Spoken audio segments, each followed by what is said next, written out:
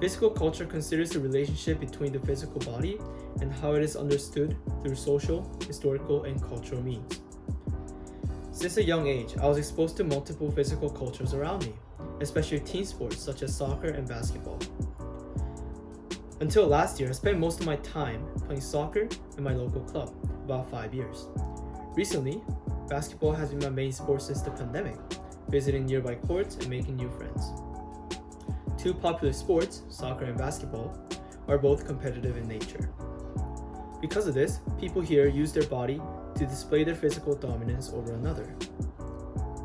Players have an opportunity to strengthen their power relations over each other physically, whether through offense, defense, skill, and so on. Both sports require great endurance ability from athletes. Soccer and basketball allow my body to stay fit and healthy. It greatly increases mobility and endurance, such as jogging or walking for a long time. Since a young age, I almost exclusively met people through soccer because I was reluctant to open up in settings other than soccer. Participating in soccer helped me to build my socialization skills and eventually opened up new opportunities later on, such as coaching.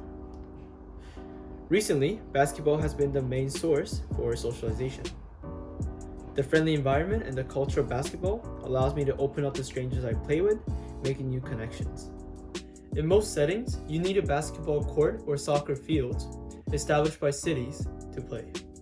Due to the rules and structure of the two sports, it is not common to perform a do-it-yourself kit on basketball courts and soccer fields. Courts, especially, are limited in some countries due to the lack of popularity in certain regions and the cost to build one. Unfortunately, not everyone has access to this space. Accessibility issues are still prevalent, especially in places where there are less basketball or soccer fields. Because strong and skillful players earn the priority to use the space most of the time, those with accessibility issues are marginalized and therefore do not get an opportunity. While Paralympic soccer and basketball exist, which promotes the equity within those sports, but the low number of basketball courts and lack of accessibility programs in certain regions cause further marginalization. This difference between regions can be explained through the concept of interdependence, which is at play in soccer and basketball. Interdependence states that our actions affect the consequences and actions of others, and therefore contribute to a different context and human conditions in our lives. While conditions like Canada establishes accessibility programs for those who can potentially be marginalized, others may not recognize this issue as much due to cultural expectations or just a general lack of popularity in sports. Power is always at play in basketball and soccer, especially between men and women, as different gender cultural expectations cause power changes.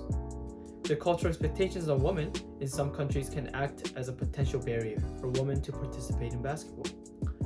Regardless of physical strength or natural height, women in certain cultural backgrounds are just not expected to use their body to play sports. Human conditions, such as gender, can affect one's opportunity of participation in basketball and soccer. So, to conclude, I was able to appreciate the opportunities and the human condition that I was in, which allowed me to participate in soccer and basketball. I'll also learn more about how human condition can cause power differences and social inequities in our society, which needs greater attention for sports and physical cultural studies. Thank you for listening.